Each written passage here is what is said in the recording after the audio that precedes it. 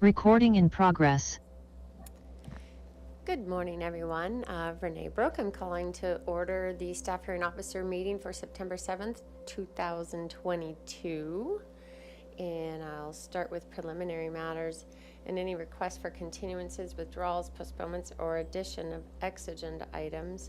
I do have an announcement about a continuance on today's agenda. Item 2A, 211 Oliver Road, will be continued to the September 21st staff hearing officer meeting and renoticed for that meeting date. So won't be hearing that item today. And then any announcements and appeals. I do have an announcement, and that is regarding 505 South Salinas Street. This is a proposal to convert an existing garage to a special accessory dwelling unit in the coastal zone. And in these situations, when we have accessory dwelling units in the coastal zone, while they do require coastal development permit, they do not require public hearing. Staff does the analysis and provides a recommendation in a written staff report. I've read the report. I went by the site. I'm familiar with the area. And so my job today is simply to announce the decision to approve the coastal development permit for the accessory dwelling unit. And that is the final action of the city on that. And then back to item 5. Sorry, not 5. C. Slide 5. Any comments from members of the public pertaining to items not on this agenda? And I don't know if we have anyone in the audience. Thank you. I did not receive any speaker slips, and we do not have any remote public commenters at this time. Okay, I will close the general public comment then and move on to the first item after announcements. And as I mentioned, 211 Oliver Road is being postponed 2 weeks to the next staff hearing officer meeting. And so the next item on the agenda is 2B, 2603 Murrell Road. And Mr. Bauman wants to come up and give a staff presentation. Oh, and I do need to mention, we have some microphones in the ceilings that we're not using today. So if everyone could please speak directly into the microphone to make sure we pick up the audio, that would be appreciated. Thanks.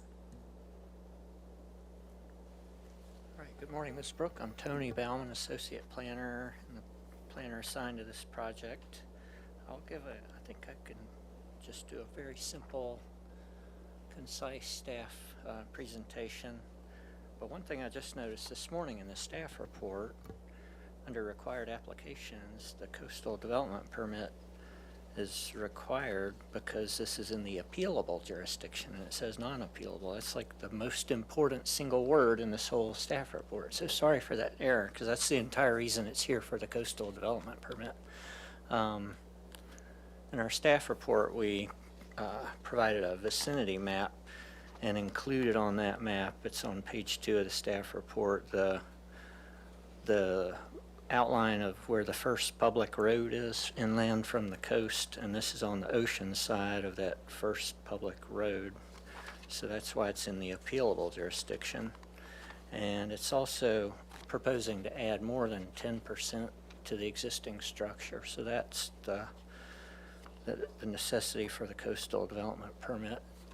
So to quickly describe the project, 2603 Murrell Road is a corner lot developed with a 1,044 square foot single story house and attached 413 square foot garage, and the project's proposing a 471 square foot addition on the front. And here's the site plan, and you can see in this slightly darker shade of gray is the area of the additions. There's the site. This is Linda Road and Murrell Road. And here's the building footprint. So that shows the area of the proposed addition. The house is non-conforming to the front setback from Linda Road. It's set back about, let's see, about 16 feet instead of the required 20-foot front setback for this zone. It's a little more than conforming to the 20-foot setback from Morel Road. I didn't spend the time to research the history of this housing tract, but it looks like kind of a pattern of development in this neighborhood where the houses on these corner lots have a bigger front setback to one street than the other. And this house is like that also. And then on the opposite side, on the west side, the existing house is a little bit non-conforming to the required 6-foot setback. So the project proposed, the addition that they're proposing would follow that 16-foot line from Linda Road and do the addition in the front. And that bit of encroachment, being allowed to build at 16 feet rather than the 20-foot setback, would really help them quite a bit with their interior floor plan configuration, because they're kind of squeezed between the existing garage and the front setback from Linda Road. So the setback modification would give them enough space to work with comfortably for that addition. The backyard to the north gets a little bit steep to the far north, and they've got a nice level backyard outside the back of the house, so that's one reason they chose not to do an addition on the rear, and they propose it on the front instead. Let's see.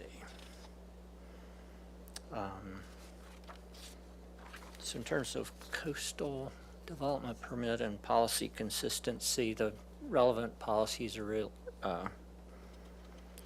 Well, Coastal Act policies, the project complies with the applicable ones about being in a existing developed area, not affecting public views to or along the coast, and no adverse effect on public access. The 2-car garage provides the required parking, and that'll be maintained.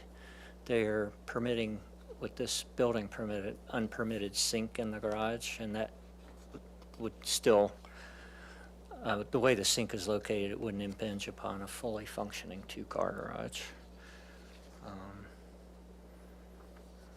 And the city policies kind of mirror the Coastal Act policies with the parking and no concerns about scenic resources for this low 1-story project in this housing development. So with that said, staff can recommend approval of the coastal development permit and the front setback modification. And we've attached draft conditions of approval, but those are really just the standard conditions of approval. We start with a conditions template, and we kept in all the conditions that says always use these conditions, but there are no other particular conditions that we placed on the project. I think that does it for my quick presentation. Great, thank you. I don't have any questions of staff. Does the applicant want to come up or add anything? I'm happy to, but I really felt like Tony's report did a great job Okay, capturing all the issues that we've had in terms of making this. thank you. So just reflecting for the record that the applicant thought that staff gave an adequate presentation and doesn't have more to add. And I don't have any questions for the applicant either. This application, for all the reasons that Mr. Baumann stated and as written in the staff report, I think make a great argument for supportability. I did go by the site yesterday and walked around the neighborhood and saw what you pointed out in the staff report, Mr. Baumann, about the pattern of development in the neighborhood, and especially on corner lots, that there seems to be this pattern of adhering to the 20-foot setback on one side and then being closer than 20 feet on other street corners. It seems a reasonable addition. I don't have any concerns with the coastal development permit, consistency with the Coastal Act or our local coastal program, as it doesn't present any foreseeable impacts to coastal resources or access. You're maintaining the 2 parking spaces on site. And in terms of the front setback modification, because it is subject to 2 front setbacks, that does present some constraints for where you could develop on the site without needing a modification. So I can approve the coastal development permit and the front setback modification. I do want to just add a little bit to the finding for the front setback modification in the second to last sentence to read, actually the very last sentence, to read, the lot is constrained by 2 front 20-foot setbacks, and the addition maintains the same setback distance from Linda Road as the existing house. Other than that, the findings are acceptable. So with that, because my decisions are appealable, I do have to announce that my decision to approve the 2 applications may be appealed to the Planning Commission within 10 calendar days. During that same time, the Planning Commission can also decide to call up any decisions of the staff hearing officer if they want to hear the matter at their level. And if either of those things happen, Mr. Bauman would let you know. And so with that, I'll close that item. Ms. Brooke, do you want to open? I need to open public comment. So sorry. We're going to not close that item and open any public comment on this item. I know we didn't receive any written correspondence. Do we Thank have you. anyone online? Thank you. We do not have any remote public comments, and I did not receive any speaker slips. Thank you. Thank you, Ms. Fennessy. Okay, then I will close this item for 2603 Murrell Road. And with that, no other announcements. I will adjourn this meeting of the staff hearing officer.